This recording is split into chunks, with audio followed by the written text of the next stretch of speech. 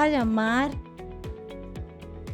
al licenciado José Nicolás Ortega Peña.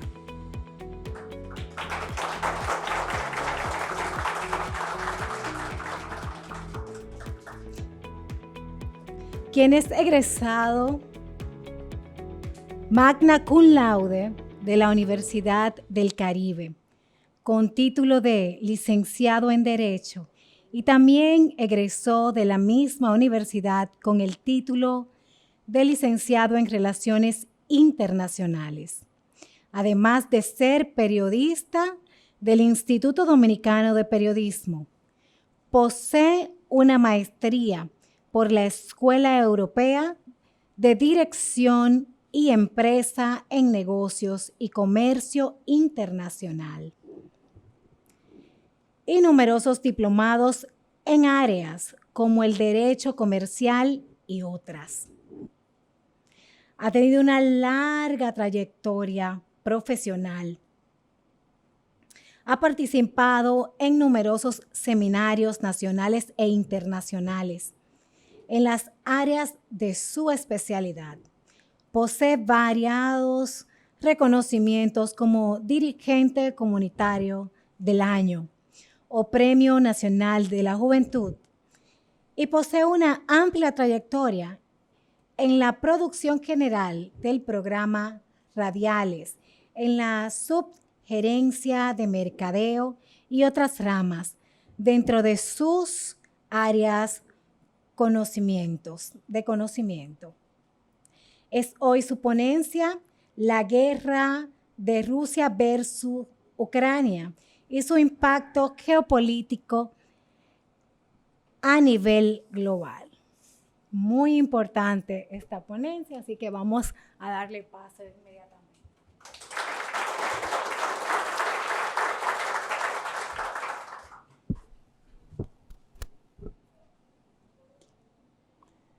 Bien, buenas noches. Ante todo, agradecer a la Escuela de Derecho por darnos el privilegio de estar aquí compartiendo con ustedes, a nuestro señor decano de la Facultad de Ciencias Sociales y Administrativas y a nuestro director de la Escuela de Derecho, el doctor Rafael Jiménez, y a los demás colegas que comparten con nosotros el impartir la docencia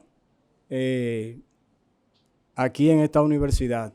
Y a ustedes por dedicar tan valioso tiempo y venir aquí a compartir con nosotros. Este es un tema de mucha actualidad que se inició el 24 de febrero de este año. Y antes de entrar en materia, yo quiero compartir con ustedes una frase que la he acuñado. Estoy suscrito a Economipedia y siempre que ellos me envían las notificaciones, al pie de la página yo leo esa frase de Economipedia que dice: el conocimiento es el único bien que aumenta cuando se comparte. Por eso estamos hoy aquí, porque el conocimiento es un eje transversal en donde nosotros aprendemos de ustedes y ustedes aprenden de nosotros. Y eso se da en el proceso de enseñanza-aprendizaje que nosotros implementamos con ustedes, los estudiantes, que son la materia prima de nuestra universidad. Así que inicio con ella porque debemos tomarla siempre como guía, porque hay que compartir lo que conocemos, porque cada día que amanece nosotros aprendemos algo nuevo, no importa de dónde venga. Entonces, para ponernos en contexto con el tema de hoy, la historia para su estudio ha sido dividida en 4 etapas: la edad antigua, la edad media, la edad moderna y la edad contemporánea. La antigua, que inició desde el año 1 hasta el 476, cuando Constantinopla fue tomada por los turcos. Y luego, a partir de ese 476, entra entonces la llamada Edad Media, que culmina cuando en 1492 se da un encuentro de 2 culturas entre Europa y las tierras que están aquí, que por mucho tiempo nos maleducaron y nos lo llamaron descubrimiento de América, y lo que hicieron fue alimentar nuestra ignorancia por muchos años. porque no hubo tal descubrimiento. Se descubre lo que no existe. Y cuando ellos llegaron aquí, hacía tiempo que había culturas milenarias, como el caso de los mayas en México, como el caso de los incas en el Perú, y aquí que habitaban los taínos, que ya tenían bastante tiempo con su cultura. Entonces nunca hubo tal descubrimiento. Lo que sí hubo fue un encuentro entre dos culturas. Entonces, a partir de ahí, inicia, después de 1492, lo que fue entonces la llamada edad moderna, que esa edad, entonces, tiene un elemento con el que inicia muy impactante, que fue el movimiento del Renacimiento, que surgió en Italia, específicamente en la ciudad de Florencia, y que a partir de ahí se tomó esto como punto de partida para el resurgimiento de las artes y de las ciencias, porque vivimos en la Edad Media 10 siglos de oscurantismo, porque fueron 10 siglos donde el mundo era teocéntrico. ¿Qué significa esto? Que todo giraba en torno a Dios y que aquellos que en algún momento exhibían tener conocimiento o querían promover algo que estuviese en contra de Dios, pues entonces eran perseguidos por la Inquisición, llevados a la hoguera, y por eso se perdieron muchas luminarias. Entonces, en el Renacimiento, pues el resurgir de las culturas, de la ciencia, y culmina esa etapa, esa edad moderna, en 1789, con un hecho que hace unos días fue celebrado la Fiesta Nacional de Francia, el pasado 14 de julio, cuando el 14 de julio de 1789 se produce la Revolución Francesa con la toma de la cárcel de la Bastilla, que en ese momento ya era un símbolo y no una cárcel como tal, pero fue tomada y a partir de ahí entonces se dio esta declaración universal del reconocimiento de los derechos de los hombres y del ciudadano, pero también se instauró la nueva etapa del Estado moderno como lo vivimos hoy.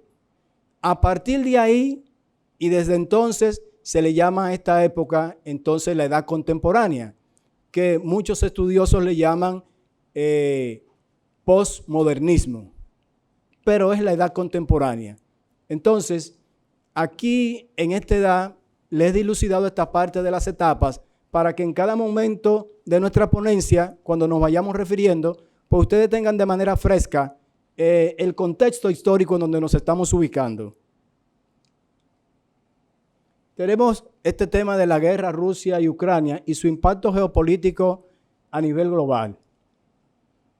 Lazos históricos entre Rusia y Ucrania. El presidente Vladimir Putin, en una de sus intervenciones a raíz del conflicto, le dijo a los medios de comunicación que sencillamente Rusia y Ucrania eran lo mismo y que por eso ellos habían decidido invadir a Ucrania. Entonces, aquí en los lazos históricos, esos pueblos, tanto Rusia y Ucrania, nacieron juntos. Son hermanos siameses, porque fueron un grupo de eslavos, y este mapa que tenemos aquí, este fue el mapa medieval de cuando surgió Rusia y tanto Ucrania en el siglo IX, que estábamos ya 4 siglos de haber iniciado la Edad Media. Entonces estábamos en la parte media de la Edad Media. Aquí todo eso eran asentamientos de principados que existían en ese momento y que entonces un grupo de eslavos en toda la franja del río Níper decidieron poblar todos esos territorios y constituirlos en principados. Cuando se funda este estado medieval, le llaman entonces el Kievan Rus.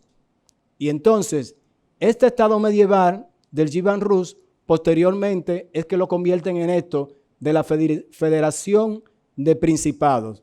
Luego entonces se produce una división de las tierras y es ahí entonces cuando se separa la parte de Rusia de la parte de Ucrania. Y hay que decir que en el año 988, Vladimiro I el Grande, que le llamaban San Vladimiro, pues decidió que en términos de fe los rusos y los ucranianos adoptaran la fe cristiana ortodoxa. Y por eso todavía hay una parte en la parte oriental de Ucrania que siguen esa parte de la fe, pero en la parte occidental hay otras denominaciones religiosas que siguen otro tipo de religión. Entonces, en el año 1950 es cuando se hace la transferencia de Crimea a Ucrania. Eso fue en 1950. Ya estábamos 3 años que se había iniciado la llamada Guerra Fría. Entonces, Rusia y Ucrania son hermanos siameses porque tuvieron un mismo nacimiento, se desprendieron de esa misma estructura que se formó de principado y que entonces se formaron. Incluso, tanto así, que cuando se formó la Unión de Repúblicas Socialistas Soviéticas, después de la Revolución Soviética de 1917, quienes fundaron fueron 4 repúblicas, la Transcaucásica, Ucrania, Bielorrusia y Rusia. Después, con el paso de los años, fue que entonces pudieron agregar 11 repúblicas más que terminaron en 15 cuando se produjo la disolución en 1991. Entonces, la vocación invasora de Rusia. Tenemos aquí el pacto Ribbentrop-Molotov en 1939. ¿Qué ocurrió en ese momento? Que Alemania y Rusia, como una forma de evitar cualquier conflagración bélica entre ellos dos, decidieron hacer este pacto, que también se conoce como el pacto germano-soviético. Y entonces este fue un pacto de amistad y de no agresión, para que donde se encontraran los intereses de Alemania o de Rusia, ninguno de los dos tratará de intervenir. Entonces, Alemania designó al canciller Ribbentrop para que la representara en esa negociación. Y Molotov fue el canciller ruso que participó en esas negociaciones.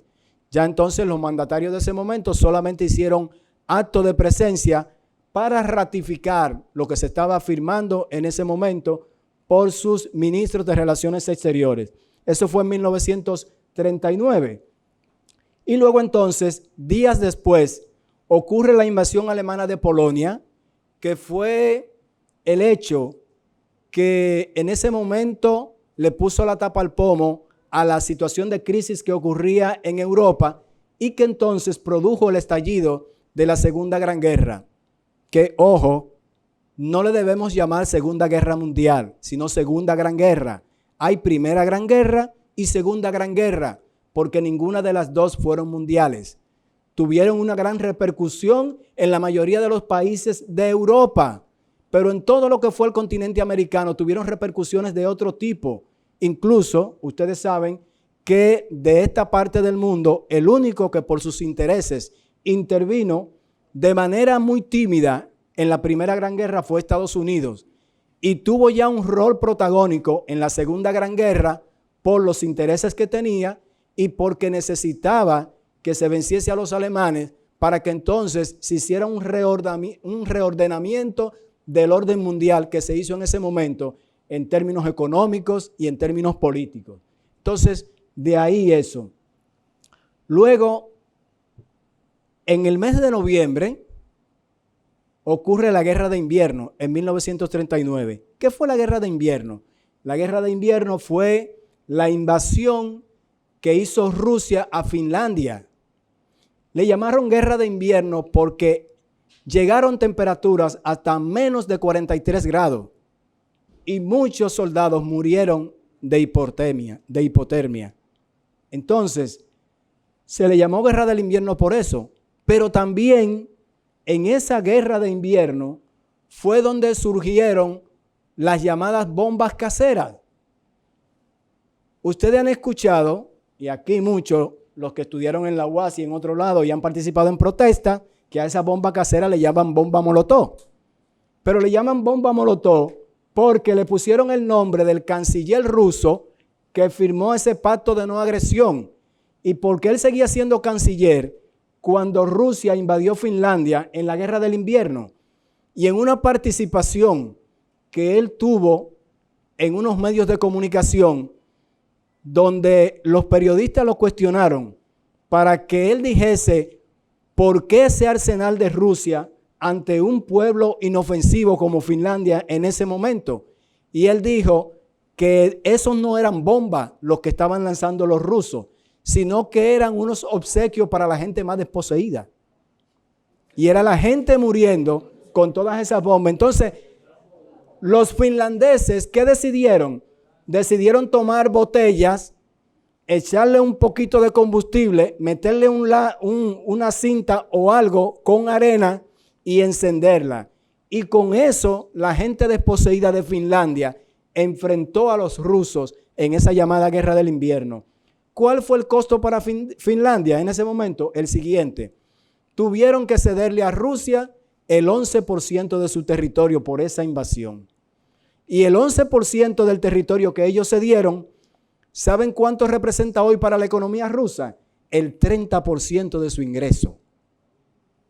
Les representa eso al día de hoy. Entonces, origen del conflicto y algunos hechos clave. Aquí ustedes ven este mapa y escuchan hablar muchos en los medios desde que se produjo la invasión el pasado 24 de febrero, la región del Donbass. Esta es la región apetecible por Rusia y por eso Rusia promovió que Donetsk y Lugansk se autoproclamaran repúblicas y que posteriormente, con la anuencia de la Duma, del Congreso ruso, pues entonces Vladimir Putin firmó el reconocimiento de esas dos repúblicas rebeldes que eran parte de Ucrania como repúblicas independientes. Pero aquí vemos a Rusia, a Bielorrusia. Ucrania y Rusia comparten 1.300 kilómetros de frontera. Kiev, que es la capital de Ucrania, durante mucho, pero mucho tiempo fue la capital de Rusia. Entonces, tenemos aquí a Bielorrusia, Polonia, Moldavia y Rumanía. ¿Cuál es el mayor atractivo para Rusia en esa zona? Crimea, que se lo anexaron en el año 2014, porque esta península de Crimea aquí separa el mar de Azov con el Mar Negro. Y en el Mar Negro se encuentran los principales puertos desde donde Rusia puede exportar productos como el trigo y el maíz, que también son de gran importancia y tienen un peso muy específico para su economía. Entonces, estos países que están aquí, Polonia, que después de haber sido invadido por Alemania y que se produjo el estallido de la Segunda Gran Guerra, luego fue invadido por Rusia.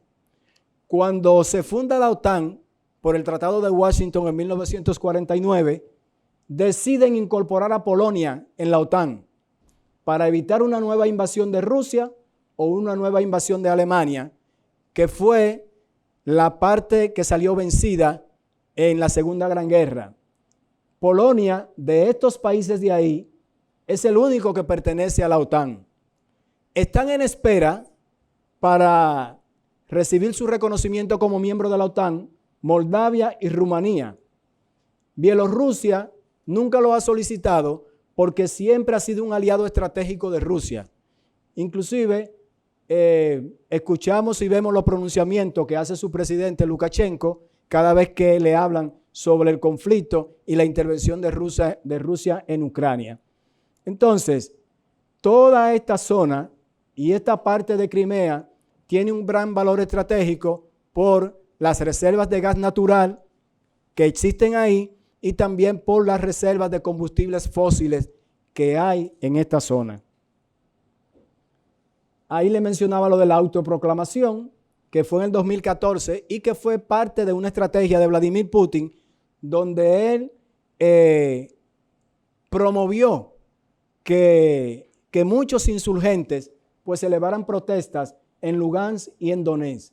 Ahora, en el caso de Ucrania inició un proceso con la OTAN, que lo vamos a ver ahora más adelante.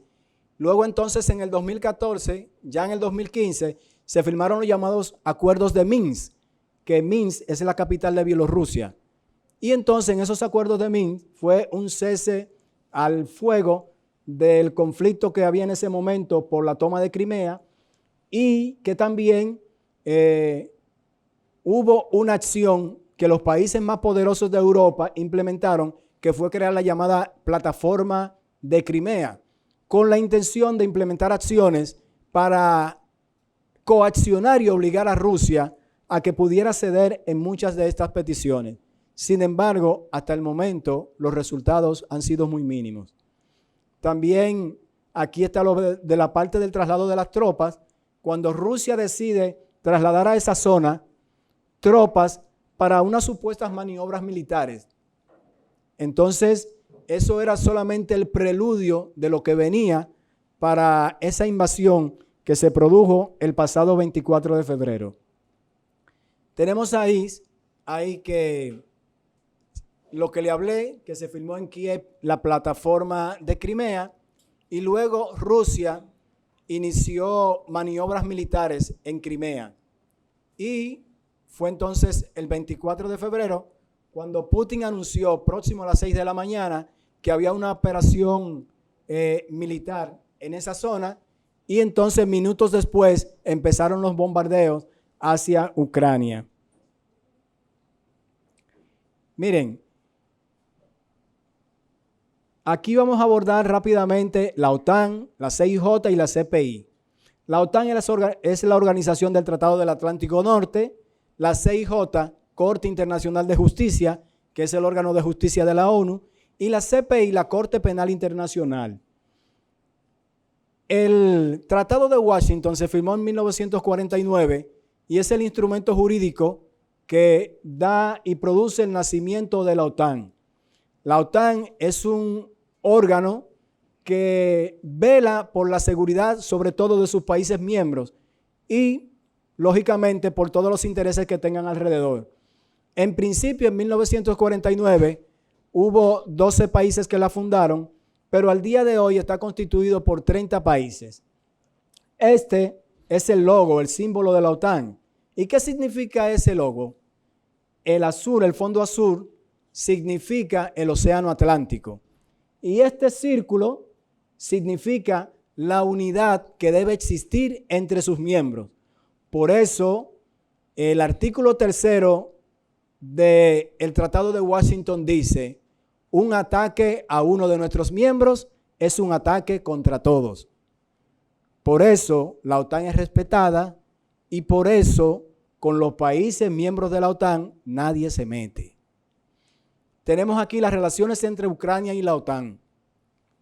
Ucrania, que fue fundador de la Unión de Repúblicas Socialistas Soviéticas en 1922, 5 años después de la Revolución Rusa, con Transcaucásica, Bielorrusia y Rusia, llegaron a tener 15 repúblicas, un bloque socialista fuerte, pero fruto de algunos desaciertos y de las políticas que implementó Mikhail Gorbachev, la llamada perestroika y glasnost, reestructuraciones y cambios, que significa esto en ruso, es entonces cuando se produce el desmoronamiento de ese bloque soviético. Y entonces el mundo en 1991 se sorprende cuando anuncian la disolución de la Unión Soviética. Se disuelven y cada una de esas repúblicas trata entonces de trillar su propio camino. Tenemos el caso de las llamadas repúblicas bálticas, que la constituyen Letonia, Estonia y Lituania, que pertenecían a ese bloque y que entonces históricamente se les ha llamado las repúblicas bálticas. ¿Qué ocurrió con el caso de Ucrania? En 1992 ya Ucrania es una república independiente y entonces inicia el proceso para su ingreso en la OTAN. Pero ingresar a la OTAN no es tan fácil. Hay un protocolo establecido que deben cumplir las naciones para entrar a la OTAN. Y lo primero que deben hacer es presentar al Consejo de la OTAN un plan de acción demostrable y que en el tiempo se pueda verificar que así se está cumpliendo para que pueda tener su ingreso. En el 1992, Ucrania da ese primer paso, solicita su admisión a la OTAN, establecen un plan de acción, pero eso queda un poco muerto, porque en términos económicos hay un compromiso que deben hacer los miembros de la OTAN de gran peso. ¿Cuál es? Que deben destinar el 5% de su presupuesto para gastos de seguridad. Entonces, no todas las naciones están en condición de implementar ese 5% de su presupuesto porque tienen otras prioridades internas en sus países. Entonces, esto entra en un letargo y luego entonces llega a la presidencia en el año 2010 Víktor Yanukovych, un gran aliado de Vladimir Putin, y llega a la presidencia de Ucrania. Es ahí, en la presidencia de Víktor Yanukovych, cuando la Unión Europea le propone a Ucrania la firma de un acuerdo de asociación económica para capitalizar los recursos naturales de Ucrania y para que Ucrania pudiese elevar sus niveles de ingreso y esto le permitiera en el corto plazo tener su admisión ante la OTAN, porque lo único que le estaba limitando por esos años era el aspecto económico, de que no podía destinar el 5% de su presupuesto para gastos de seguridad. ¿Qué ocurre entonces en el 2014 cuando se va a producir la firma ya del acuerdo? Que entonces, un día antes, el presidente Víktor Yanukovych hace un pronunciamiento público y anuncia la suspensión de la firma del acuerdo. Y lo hace de manera unilateral, porque no se le informó a las autoridades de la Unión Europea, al Consejo Europeo. Entonces, ¿qué provoca esto? Esto provoca grandes tensiones. Pasado algunos días, empiezan disturbios en Ucrania. Las fuerzas de seguridad, pues, acribillaron a más de 100 ciudadanos. Esto se hizo eco a nivel mundial. Las distintas organizaciones que tienen que ver con los derechos humanitarios se pronunciaron. Y los siguientes días fueron de muchos disturbios en Ucrania. Tanto así que el presidente Víktor Yanukovych huyó de Ucrania. Se dice hasta lugar desconocido, pero otros dicen que está en un lugar donde por instrucciones de Vladimir Putin se lo llevaron para que su integridad física estuviese resguardada. Y como eso era parte del plan de Putin, pues logró el objetivo. No se firmó el acuerdo, Ucrania entró en un proceso de desestabilización social y económica y entonces es luego cuando asume la presidencia el actual mandatario Volodymyr Zelensky, que muchos hacen bullying con él porque como es una persona que viene de los medios de comunicación, que se dedicaba a realizar shows teatrales y comedias, entonces dicen que un comediante está dirigiendo una nación como Ucrania. Es una especie de bullying. Entonces, luego tenemos aquí la Corte Internacional de Justicia. La Corte Internacional de Justicia, órgano de justicia de la ONU, está conociendo las pretensiones de Ucrania, que ya interpuso un recurso y le ordenó a Rusia que cesara sus ataques y cesara lo de la invasión. Rusia, lógicamente, ha hecho caso omiso. Y la Corte Penal Internacional, la CPI, solamente castiga a las personas, no a los estados. Y el magistrado juez presidente de la CPI, el magistrado Khan, estuvo con una comisión en Ucrania haciendo un levantamiento cuando acribillaron a los 50 ciudadanos en el suburbio de Busha y hay un expediente abierto en la CPI que todavía no se han pronunciado. ¿Qué diríamos nosotros en este sentido?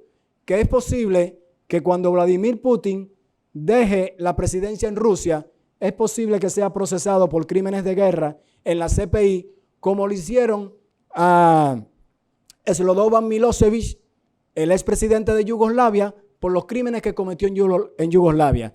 Se convirtió en el primer presidente en ser condenado por la CPI. Ya estoy en el tiempo y estoy terminando, pero hay dos aspectos que no podemos dejar.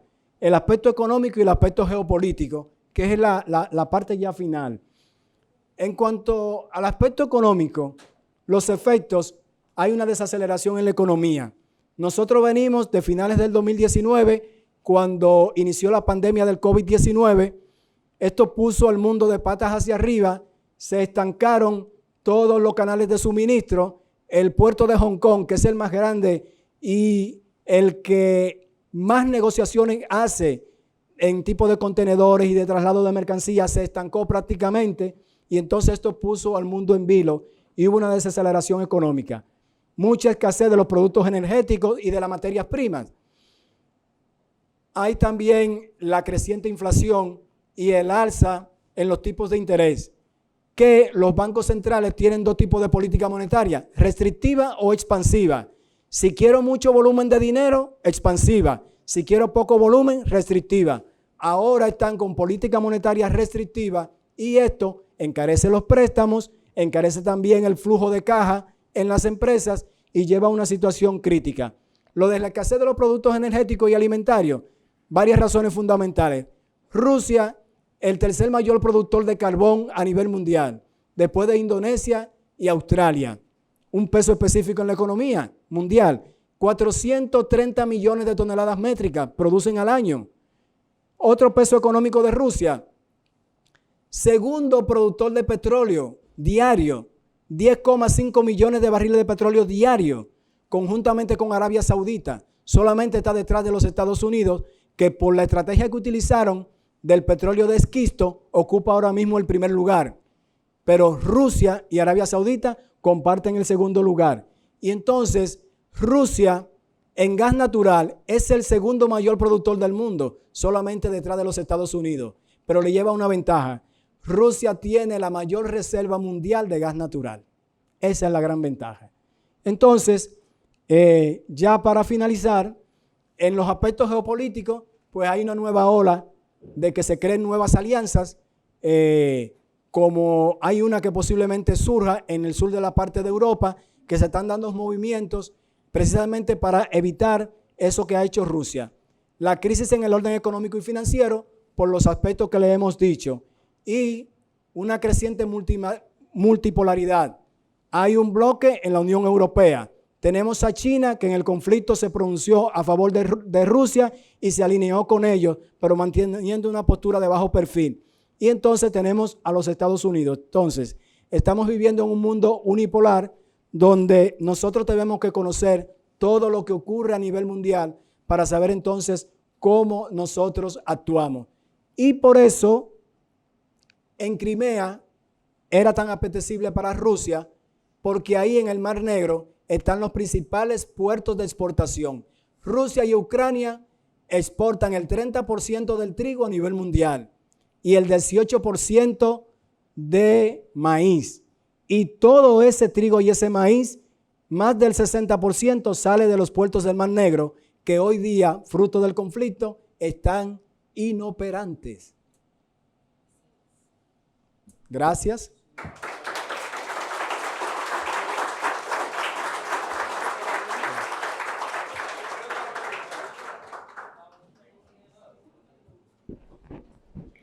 Damos las gracias al licenciado José Nicolás Ortega por esta exponencia de esta noche. Abrimos nuestros micrófonos para las preguntas, respuestas o aportes que puedan tener.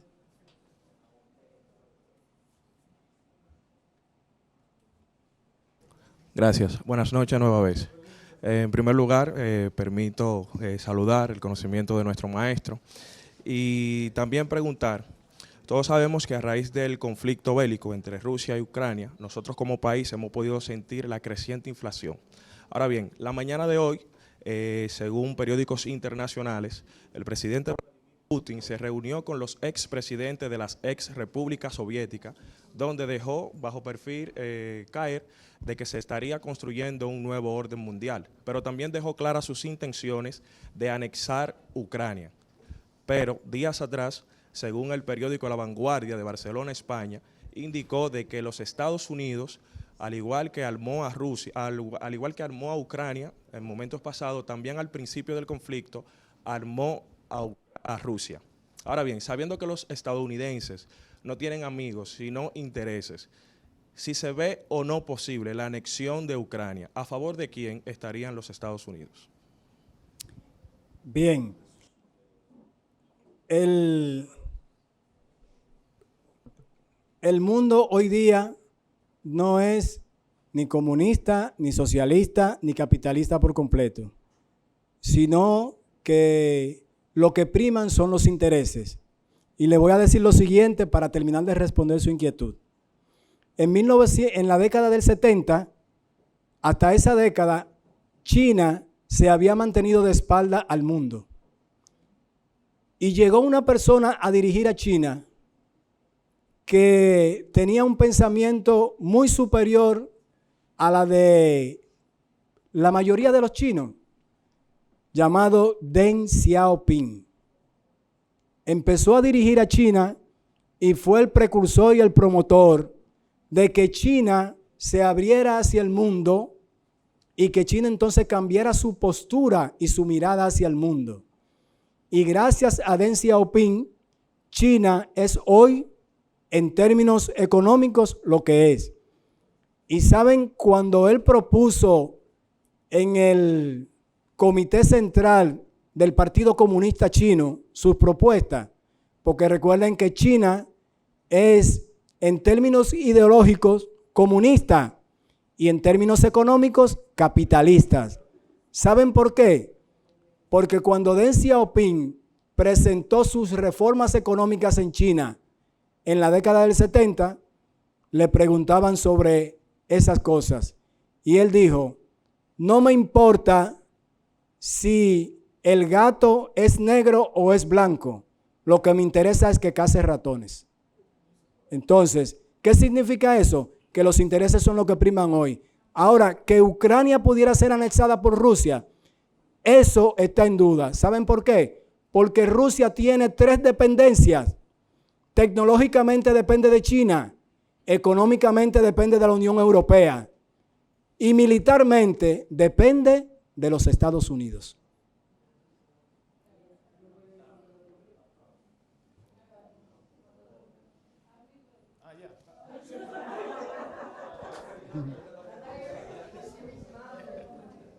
Buenas noches. Buenas noches. Mi pregunta es la siguiente. ¿En qué afecta a la República Dominicana la guerra entre Ucrania y Rusia? Muy bien. Ya le hablaba de los aspectos económicos. Somos un país,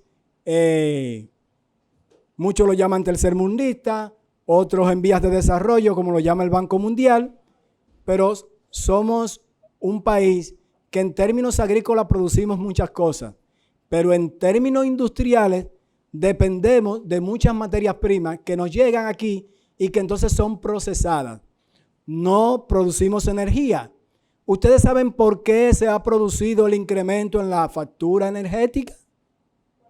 Porque primero hubo una falta de planificación en la adquisición del carbón natural que se utiliza para Punta Catalina y que esa falta de planificación hizo que lo que nosotros teníamos en reserva lo agotásemos y Punta Catalina saliera de funcionamiento. Y que entonces Rusia, tercer mayor productor de carbón en el mundo, solamente después de Indonesia y de Australia, al estar en un conflicto, eso hace que haya un encarecimiento de ese rubro que es el carbón para que pueda llegar a los países. Además, ¿saben por qué no tenemos una peor situación en términos energéticos aquí? Porque el excedente del carbón a nivel mundial es mucho. Sin embargo, eso no pasaría con el gas natural. Con el gas natural, Rusia, que es el segundo mayor productor, Estados Unidos, que es el primero, hay otras naciones que no producen mucho gas natural.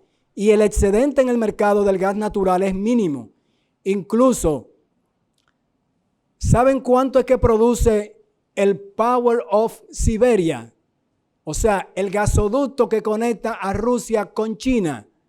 38,000 milímetros cúbicos de gas natural. Y ahora lo han sometido a una ampliación fruto de la pandemia para que llegue a 50,000. Sin embargo, ¿cuánto produce Rusia 762,000 millones de metros cúbicos al año. Entonces, somos un país totalmente dependiente en lo energético, dependiente en términos alimentarios. No es casual que el aceite se haya disparado y de 100 y pico de pesos, cuando llegamos al supermercado lo encontramos ahora casi a 400. ¿Por qué? No producimos esa materia prima con la que se elabora ese aceite. Eso es solamente para algunas inquietudes que pudiéramos pasarnos más tiempo diciéndole en qué nos afecta, pero por esa parte.